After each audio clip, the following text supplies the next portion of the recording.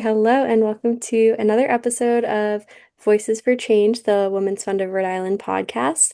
I'm Madeline Young, the communications manager for the Women's Fund. I'm joined by my coworker, Luisa DeVideo, who is the operations and program manager. And I'm also with Drew Davis, who is the director of health equity and strategic initiatives at SafeBAE. I'm Drew. As you mentioned, I'm the Director of Health Equity and Strategic Initiatives at SafeBAE. We're a youth-led and survivor-founded organization based here in Rhode Island, doing sexual assault and dating violence prevention work in middle and high schools nationwide. In my role at SafeBAE, I wear a lot of different hats depending on the day, but my role is primarily focused on SafeBAE sustainability, ensuring that we're able to continue doing this work. And so day to day, that looks like either grant writing, data collection, supporting curriculum development, strategic partnerships, and of course, sharing more about our work with folks in the public like y'all, and just doing anything and everything to keep SafeBAE going and then get it out in the world. My name's Luisa DeVideo. As Madeline mentioned, I'm the operations and program manager at the Women's Fund of Rhode Island. My role also includes a plethora of hats that I wear each day. Um, but I'll say that my work focuses on keeping the lights on in the building at WFRI and making sure the majority of our programs are running smoothly. The one program that I don't have a super lot of work put a lot of work into is the Women's Policy Institute, but all of our other programming, our events, our initiatives within the community, I work very closely with. If most of the things that go out and touch the community, outreach, volunteering work, all those types of things, that's my domain. Yeah, I'm super happy to chat with you today about SafeBAE and about um, dating violence prevention in our communities with youth, especially.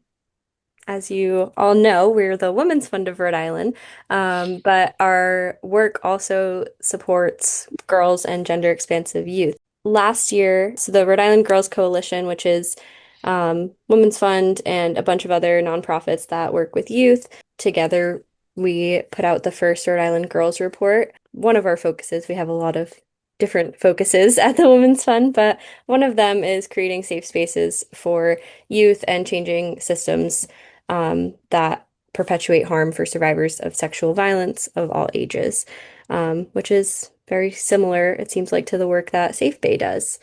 So, Drew, if you would you mind telling us a little bit more about how your youth-led organization works? Like, what exactly does that mean?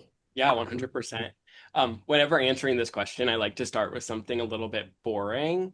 Our bylaws as an organization. So the governing documents that allow us Awesome. to exist and run as a nonprofit here in Rhode Island. So our bylaws actually state that two-thirds of our board of directors must be at all times young people 24 years old and younger. Cool. So the majority of the folks with decision-making power about everything that SafeBAE does, from our financials to our programs, is actually young people. That means that young people are showing up to board meetings with our adult members who are calling in from their offices. We've got lawyers, folks that work in finance, clinical practitioners.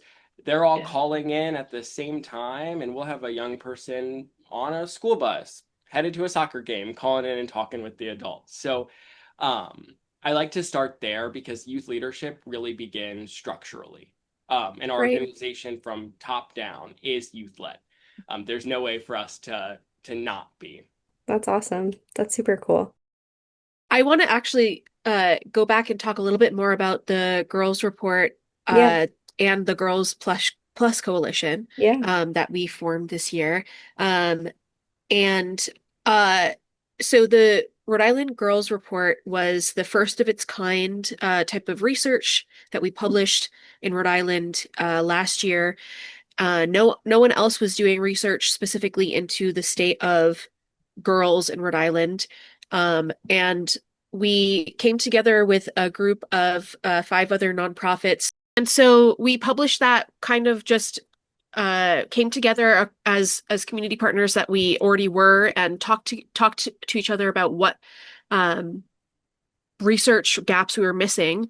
And threw that report together without any funding, without any sort of um, framework to go off of. And then in this year, in 2026, we were lucky enough to receive a grant from the Rhode Island Foundation and sort of formally together form the Girls Plus Coalition, which is our 5 organizations. We all work with young girls and youth in the state. And we want to be able to pair this research that we are able to pull trends from, understand the population at a census level much better. We want to make sure that that's translating into the programming that we are offering to young people. We want to make sure that we're meeting their needs where they're at.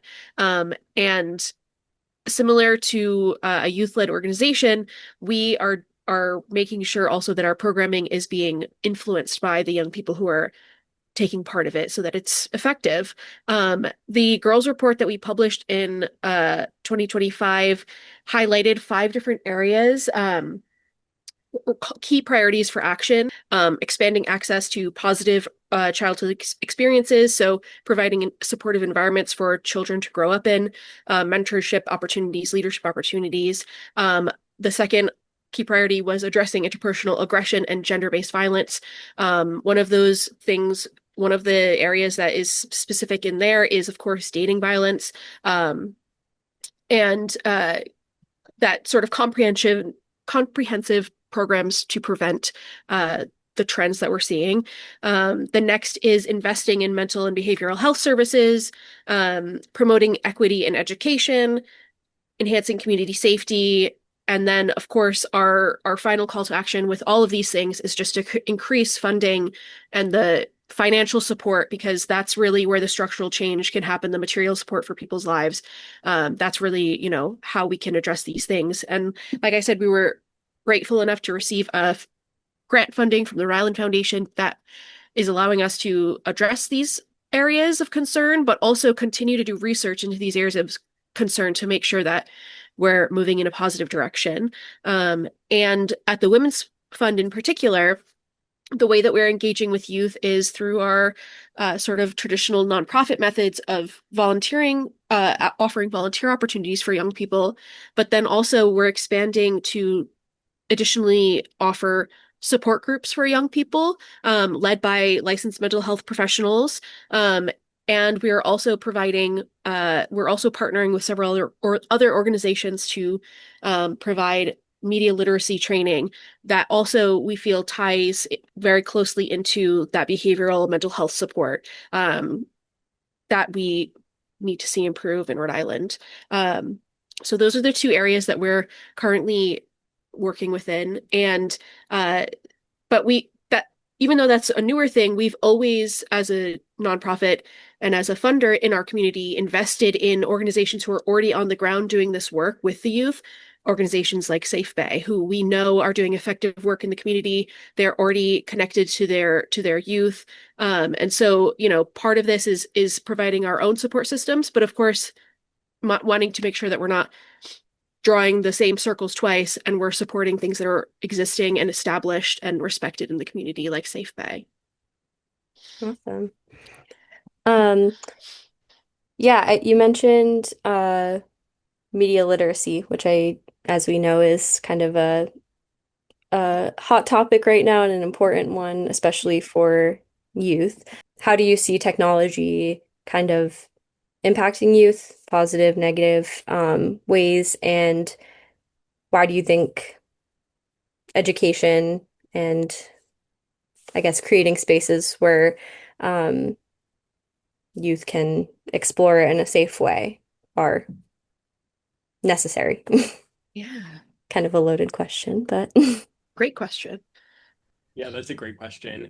Yeah, a lot of conversations when it comes to young people have to do with technology. And I think that in the past 2 decades, we have seen technology completely change the way that we're all living our lives. And this has definitely been the most transformative for young people. Right. And so when I'm thinking about like what are the most pressing problems in young people's lives and what's the role of technology in that. I'm thinking about things like the proliferation of AI technologies and sort of like deep fake harm. Yes. So I don't know if y'all are familiar with like the Nudify apps, Yeah. where you Yes. can sort of Yes. take a photo of someone else and the AI can unclothe that individual. Right. And we are seeing extremely high levels of usage of those tools and those apps in our middle school and high school students. And it's happening extremely young. Yeah. And I think that that's one of the areas where we're like, whoa, we weren't Right. expecting this technology to get in the hands of young people so quickly, right? We're Mm-hmm. all still grappling with the harms, the measurable harms that we know about from social media and the mental health Yes. impact of that and the Right. sort of cyberbullying. Like we're still grappling with all of that. And to now have these rapidly developing technologies be introduced younger and younger, we're seeing a growing mental health crisis. And just I have super deep concerns about the use of technology among young people and how they're using it. Nudify apps is one piece. Another piece is on the sextortion front. And Mm. so young people who are, navigating online spaces that are intended to be benign or good for them even, or just like entertaining and Yeah. being introduced to really predatory or dangerous forces or individuals who are extorting them, blackmailing them, getting them to send them intimate photos. And so sextortion is another emerging area where we're seeing it become a growing issue. Mm. And we're up against the clock in addressing it because the mental health crisis associated with these things is so severe, Yes. that it really is, I think, in a lot of instances, life or death. And so I think when we are thinking about SafeBAE's approach to prevention and in this era of technology, we're always framing things through that life and death frame of wanting to prevent the mental health crisis and ultimately avoid suicidal ideation as much as possible. Yes. Yeah. Lisa, anything you want to add to that or touch on? I mean, I'll just echo what Drew has said.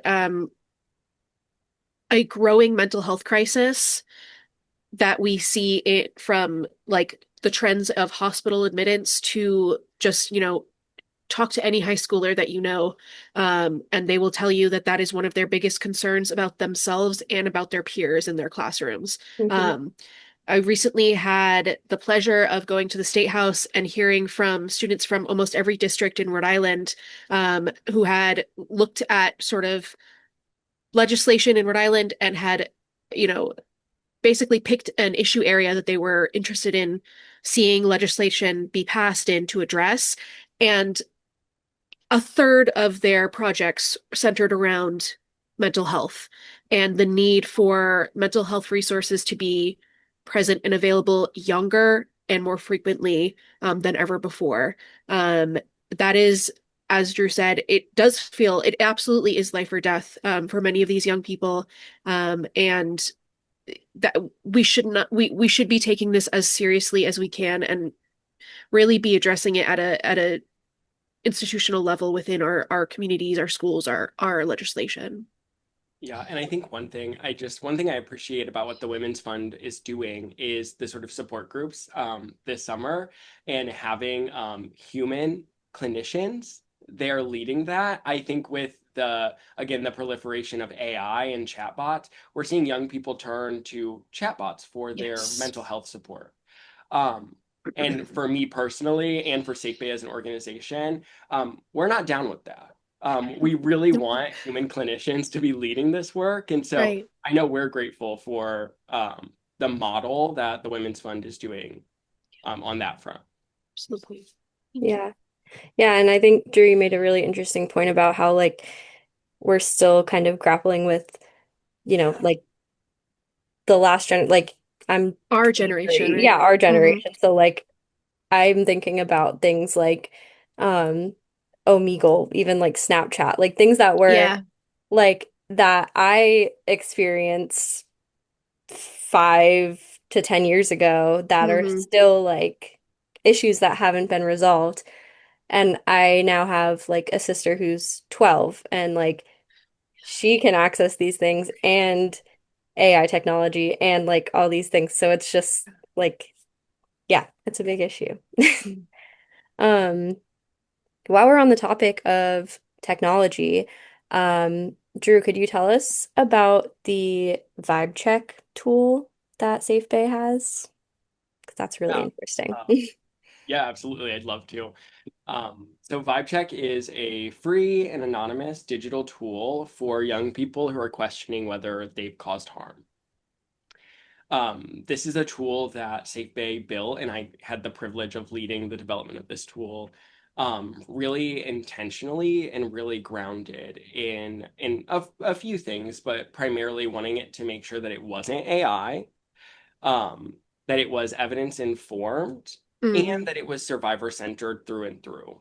Right. So as a tool for perpetrators, Right. I think that that can some raise some concerns about the survivor centeredness, or Mhm. right, who are we trying to speak to and who are we centering? And in the tool, I can say 100% confidently that I really think that this is one of SafeBay's most, if not the most, survivor-centered tool we've ever made. Wow. And so I'd love to introduce you a little bit into sort of like what motivated the development of the tool, Yeah. like how we came to wanting to do this. Um, we were noticing a troubling trend of young people turning to online platforms like Reddit and asking really vulnerable questions. Yeah. We've started seeing them turn to AI chatbots too, asking the same vulnerable questions around, I'm worried I might have caused harm. I think I crossed someone's boundary. I think I accidentally sexually assaulted someone. What do I do? What does that look like? What are my next steps? And we were really concerned about the answers they were getting. Answers that were either saying, oh, you're a bad person. There is no such thing as accidental sexual assault. Oof. You should harm yourself. Wow. Oof. Or on the other hand, responses being like, oh my goodness, you did nothing wrong. Like, Right. you're perfect. Women suck. Why don't you Right. join this private group chat where a bunch of men bond over hating women and the sort of grievance culture that we Yeah. and we were deeply concerned by that. And we knew that we wanted to be able to answer those questions in a way that was, again, human written, evidence informed, and survivor centered. And so we spent a lot of time with these Reddit threads and with talking to young people. And we did this huge analysis of what were the most pressing questions they were asking. And from there, we sort of mapped out what a tool would look like. So if you go to VibeCheck, which is at checkyourvibe.org, when you get there, you can kind of press start, and it's going to have a bunch of entry points that asks you what brings you here. And those are the exact questions that we were seeing young people post online, Mhm. Yeah. hundreds of thousands of times each year. Um, and once you select those, it's then going to introduce you to some like educational modules on different topics around like where might the uncertainty have been? What were some Mm. of the factors that might have contributed to why you crossed a boundary or why you're questioning it now? Things like we were drinking or substances were involved. Or maybe, you noticed that the other person was pulling away or that they Yeah. froze.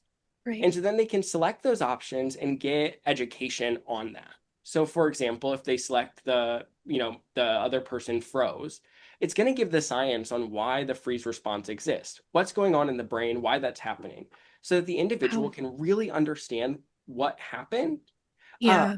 and start to understand, maybe the difference between impact and intent. Mm. From there, once they work through some of these micro educational modules, it's going to do an emotional check in, and it's going to offer a variety of emotions that they can select on how they're feeling in that moment. And it offers an evidence informed tool for emotional regulation so that we can hopefully avoid the maladaptive emotional responses we see when a young person finds out they caused harm. Things like Yeah. defensiveness, anger, that shame spiral that we know is so dangerous, and Mhm. instead transform that maladaptive emotional response into a motivation for one, behavior change, and two, repair. From Wow. there, the tool sort of offers up real resources and next steps. It's not just a list of links to here's all these places where you can get more information, it's actual interactive tools. So things like additional learning modules on topics like healthy relationships or how to deal with rejection, understanding masculinity and bystander intervention. Tools like how do you apologize to someone? How do you craft an accountable apology? How do you know when's the right time to apologize? As well as a suite of tools that are sort of adapted from cognitive behavioral therapy around self-regulation, emotional regulation, coping skills, skills for just like recognizing your own boundaries and why Wow. boundaries are important. And so ultimately, the tool is intended to serve as that off ramp from the sort of shame and defensiveness spiral that can actually escalate harm, and to give an on ramp for young people who might have crossed a line today to repair the harm that they caused, and to do some of the work of accountability. I think that what's so special about Vibe Check is that it takes the onus of repair and of accountability off of the survivor and instead hands it back to the person that caused harm and Yeah. has them carry some of that labor and do some of the repair work. Um, and so the tool's only been out in the world for a little over 2 months now, but we're seeing huge uptake of the tool, Nice. Wonderful. and really promising insights from some of the early data that we've been collecting. I'm sorry, I said so much about it, but I'm so No, proud that's of this awesome. tool. Um, yeah, That sounds super Incredible. great, super necessary. I think I it's, yeah. absolutely. I was just gonna say I've clicked through it myself just to see the different questions that are being asked and the process and everything.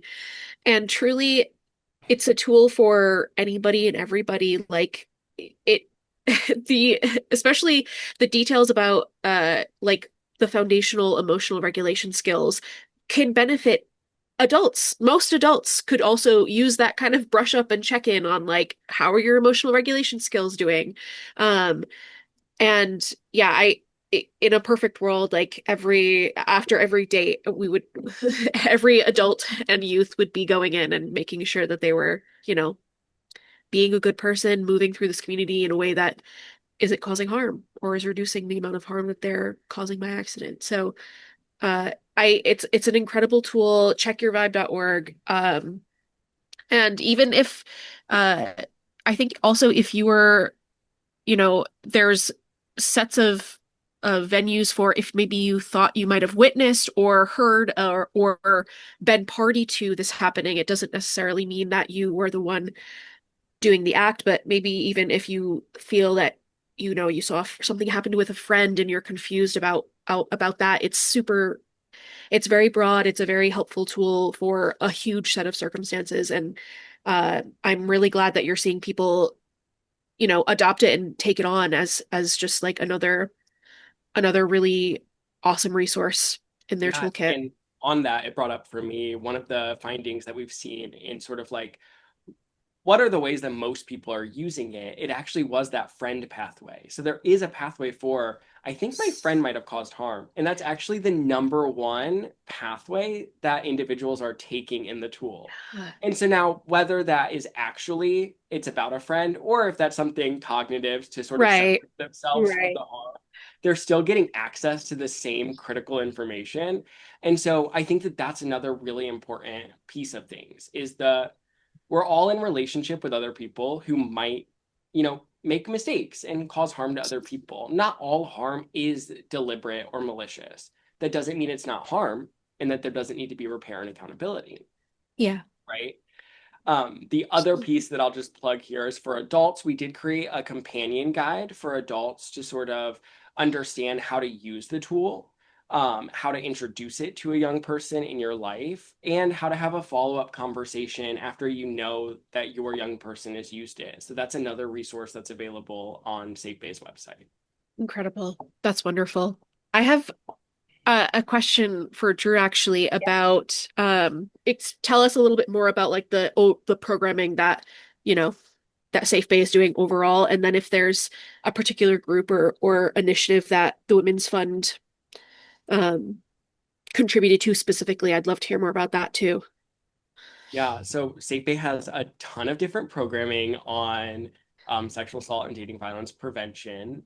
Our flagship program is our certified peer educator training. It's a super comprehensive online training for young people. It's 16 modules covering topics from rape culture, healthy relationships, male survivors and masculinity, and more. Right? I could just go on and on all these Very topics. cool. Yeah, That's our biggest program by far. It's free and available to young people anywhere in the world. And our certified peer educator training was just updated in January of 2026.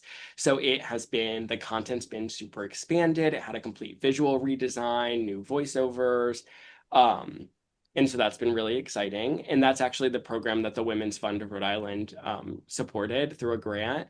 And so we've been extremely privileged to be able to share more about that training and that resource in schools across Rhode Island. And so our Rhode Island kids are definitely the number one biggest group of people who've taken that training. We have at this point, more than 500 young people in the state have completed the certified peer educator training, which Nice. is awesome. And yeah, that training sort of equips them to then be a leader in prevention in their own community, or just a good support person for survivors, right? Like they're a really great source right. of information.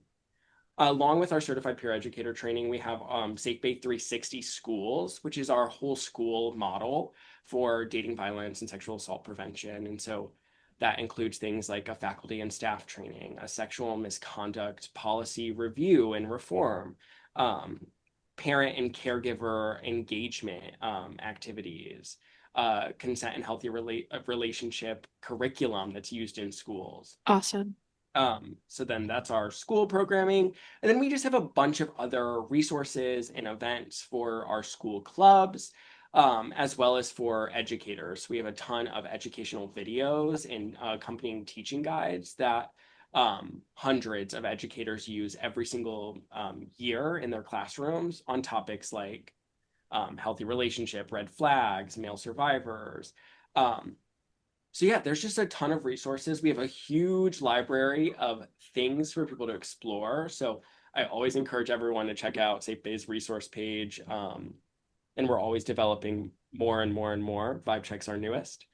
Yeah. I think this was a great conversation. I really Yeah. appreciated everyone's time, and I love the Women's Fund and all that you guys are doing to one, support SafeBAE's work and just support our young people, right? Like we are Yeah. really dedicated to caring for them and equipping them with the tools and knowledge they need. And so I know that we share that value and some of that labor.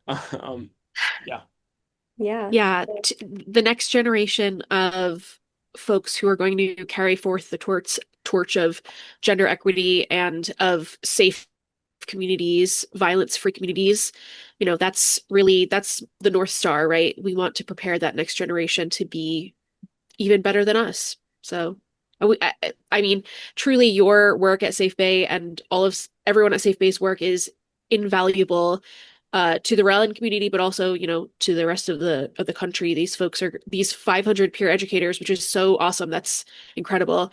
They're going to be, you know, just like you said, those life or death resources on the ground in our community. Yeah. yeah, Well, thank you both so much for taking the time to have this conversation. I think it was really great and I learned a lot for sure. So definitely check out SafeBay's work. Checkyourvibe.org, right, for the vibe check tool, which is a great resource. And if you are a young person listening, or if you know a young person, definitely look into signing up for one of our youth groups this summer. Awesome. Thank you so much for listening.